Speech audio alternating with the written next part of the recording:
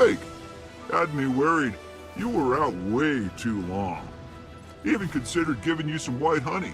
Kinda hard to do with hooves, though. The hell? The fuck? I must complete my bust. 2 novels, finish my blueprints, begin my begin. Hey, Jeremy, must you always talk in rhyme? If I spoke prose, you'd all find out I don't know what I talk about. Hello, everyone! I hope I'm speaking loud enough because I've been having some weird issues with my microphone, which is technically my Xbox Live microphone, the one that they give you in the box, so I hope this works out in post. I was planning on doing a video on tone, which is a weird thing to do a video on, which is why I sort of never got around to it, because it was sort of about games jumping around in tone, and I guess a segue into movies that also do that, where they're not quite sure what they want to be. And I know that everyone wants to sort of have their cake and eat it too. And when I watched the trailer for Destiny 2, along with all the problems that Destiny 1 has, it's like they want it to be that mix of like serious Halo canon and the fate of the galaxy and na. But there's also a lot of goofy fun nonsense, but like Destiny has 0 of the character building in those games and like 0 of the lore work and none of the source material to draw upon. And tone is something that, like, if you're really gonna try to go for it, you better be fucking sure you nail it. Because it's hard. Obviously, if you're a horror movie or a horror game and you're just gonna stick to that, great, sure. But the games I like are able to sort of be flexible, and they're able to do a lot of different things where they can sometimes undercut serious moments with jokes, or they're able to sort of have bittersweet moments, like the ones that play around in how the mood is in certain moments, or how, like a game like Papers, Please, which is about very serious subject matter, but it's able to sort of like add levity to certain situations, or allows the player through the mechanics to like really sort of choose what you make of that game. Either you find it to be absolutely hysterical, or you find it to be just the most depressing thing ever.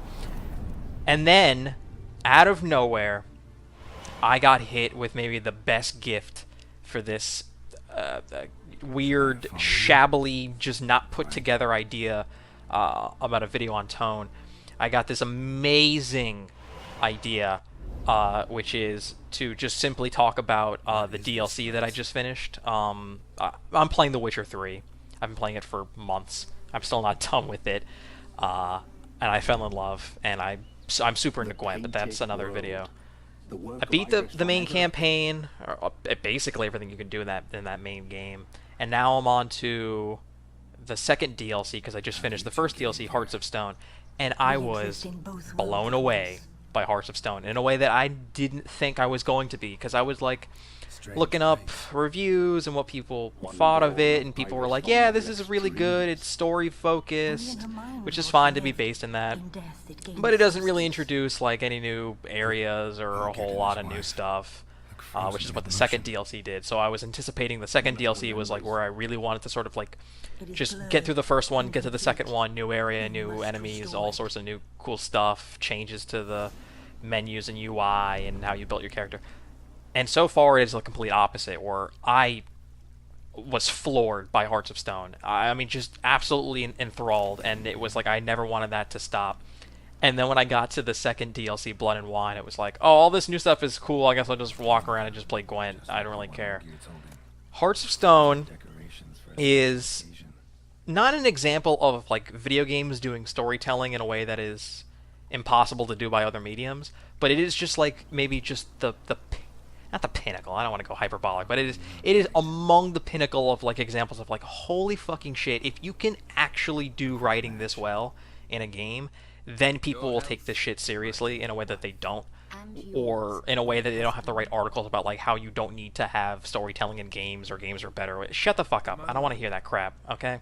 If you can execute on a really good plan like Hearts of Stone, if you can pull off the sort of like 10 to 12 epic movie sort of. It feels like this very tight narrative, even though it's a big, long DLC. But it pulls you in, and it is able to do a number of interesting things by playing with tone. Where it's the tale of like you get conned into doing some things. I don't want to spoil it, even though I'm showing you a ton of spoilers. But if you don't know what the hell's going on, then you'll have no idea.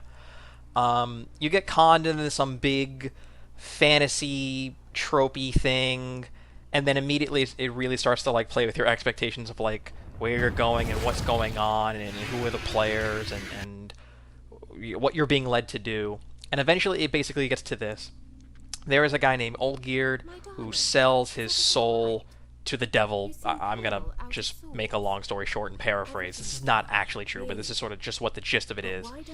And his heart becomes stone. He cannot feel emotions, but he gets to live forever, so you can't kill him. And there's a lot of trickery going on in making these Faustian deals where when you ask for things literally, things happen figuratively, and you sort of get duped. And so I'm playing this game, and even though on the surface level there's a lot of wacky nonsense going on, the fact that this expansion has Geralt of Rivia, obviously the main character, who's very well defined at this point. There's been 3 games of this guy, so you have a very good sense of who he is and who he is to you as the player, picking dialogue choices and stuff. But the new characters of, well, it's not new, but Shani is essentially like new to most people. She was in other games and books, I think.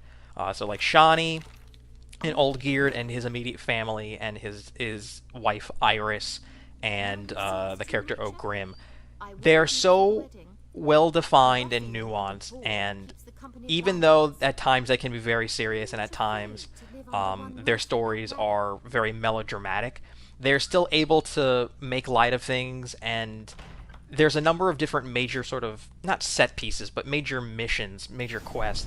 One is like an Ocean's 11 like heist thriller, and one is like a rom-com where like you're possessed by a ghost and you're like doing these wacky things at a wedding, and none of it feels out of place. None of it feels like it belongs from another game. Like Hearts of Stone is able to like legitimately like get you so pulled into the story, and it explains everything so well, and it doesn't matter like that your Geralt is a grizzled asshole or anything. Like it just is able to undercut that stuff so well, and I guess like if you were to look at it on paper, the tone would be very off from quest to quest, but playing through all of it, like the way it's paced, and it just works.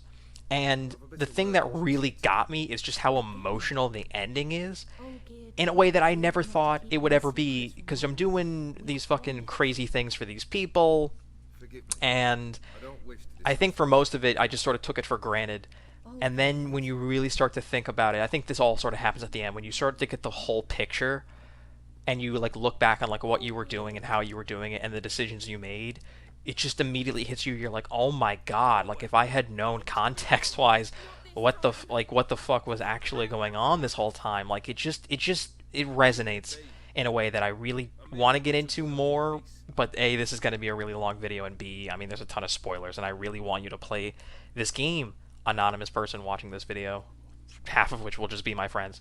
But there's a major quest towards the end, and it is just the most fucking beautiful, poetic, sad stuff I've ever seen a game do, and it revolves around the fact that Oldgeard having his heart turned to stone means he can't really feel emotions, which to him is like, oh great, I'll live forever, I'll be with my wife, it'll be amazing, and you just see the sort of wacky, ridiculous fantasy trope of that and like how it actually plays out, and your heart breaks. And it's just so painful to go through this quest where you're walking through the scenes. I think it's called Scenes of a Marriage, or Scenes from a Marriage, and you're just like walking through like the events of their lives, and you just soak in the memories that these people had to go through and the ramifications of their actions, and it is just, I guess on the nose would be like, yeah, there's a part where you fight like a shadowy dark ghost, which is like Iris's fear of her husband and what the monster he's become and stuff. Like, but it doesn't like bring that so much to the attention. Like, it doesn't like hit its nose and go, hey, it's on the nose, it's on the nose. You're just swept up in it. Like, it hooks you with the characters, and it's able to make you at least give a little bit of a shit if you don't care about story. But for me, I gave a lot of shit. And so I was totally hook, line, and sinker for it, because there's a certain amount of I guess you just have to sort of buy into the fairy tale nature of it all. But if you're able to sort of get over that and not get... I feel like the issues with other games and that how they fuck up tone is that things can sort of go... You just sort of snap at it and you're like, oh, wait a second, this is fucking stupid. Like, I was totally with you until you did that thing, that ridiculous... But The Witcher, everything is so clever and everything is so funny and everything is so effective, you never sort of get snapped out of it. You never sort of realize that it's able to pull off a heist thriller and a rom-com. It just all feels a part of the same narrative. It all feels connected, and that's how it's able to sort of go high and low and go super, super surreal or extremely funny or extremely dark. And... God, I know I'm just showing raw footage, and you can probably maybe hear it in the background and read the subtitles, but the stuff with Iris, it hit home, and not as a redheaded male who dates very good-looking gothy brunettes.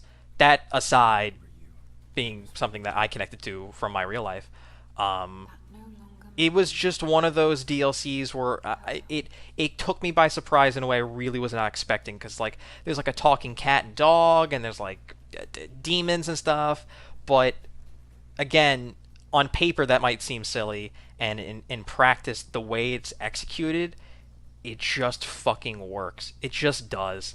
And a lot of games do not have the best execution, because obviously they're focusing on other things. You know, admittedly, like they're working on servers and making sure the gameplay is tight and things are balanced, and making sure the game doesn't just collapse under the frame rate. And there's so many other things going on that most games tend to make sure that the gameplay comes first, which is the most important, which I understand. But it is mind-blowing to me that this fucking random studio in the middle of Europe was able to make everything good, and also happen to just build upon their storytelling.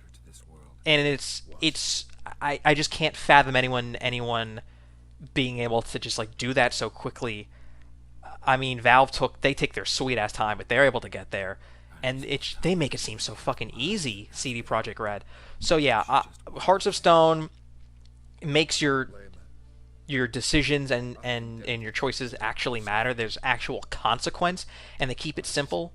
There's a couple of things in the main game towards the end that you have to choose with Ciri, and it sort of happens in this game where you really do pick your path, and you see it play out, and you can go on YouTube and watch how it plays out differently, and it's very different in a way that matters. Whereas like in Telltale games, like there's a lot of choices, or there's sometimes not a lot of choices, and you think that they matter, and it sort of gives you oh yeah, no, everything you're doing is gonna be not really. You're all funneled to the same place. It's all more or less the same, just with different jokes. Whereas Hearts of Stone is actually different. So I cannot recommend this DLC enough.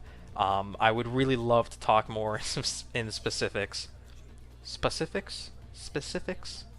more in detail about Hearts of Stone, but I really don't want to ruin it. I really don't want to spoil it, and that was my plan from the beginning. Was like, oh man, I'm going to talk about Iris and all this fucking sad stuff and crying and old geared and Satanism and just there's so much cool stuff going on, and just it all looks gorgeous in this painted world and magical realism. But I'm just going to cut it short. Go follow me on Twitter @JaredRusso. We can talk about it if you really feel like it. God, I love that DLC. That is maybe the best DLC I've ever played, Hearts of Stone. So I'm still working through Blood and Wine. I hope it gets as good, but so far it's just a lot of Gwent and Skellige Tech. So thank you for watching, and just play the fucking game. It's so good.